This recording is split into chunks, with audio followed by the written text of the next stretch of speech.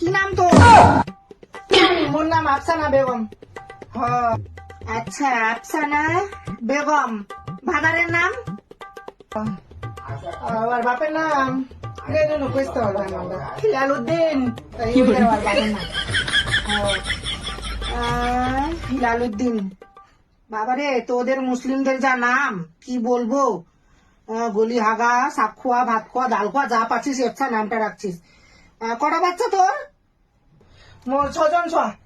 হ্যাঁ, ইরালে 7টা দিনা না চলছে 6টা। আর ছিল না? আরো 10টা করিনি। জব তক দিয়া আছে তব তক 6 জন্ম হামা। তোমরা ওগুলো কথা বলে না। তোমরা ফ্রি করার কাম আগে ফ্রি করবেন, ঠিক আছে? ওখানে বাচ্চা পয়দা করো। পোলিও খাওয়ার ইচ্ছা নাই, ইঞ্জেকশন নেওয়ার ইচ্ছা নাই তোমরা।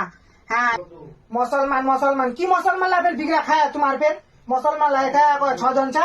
মুসলমান লাখুদের জন্য চিল্লা খাল্লা করবে না এখানে। এটা হসপিটাল, এটা হাসপাতাল।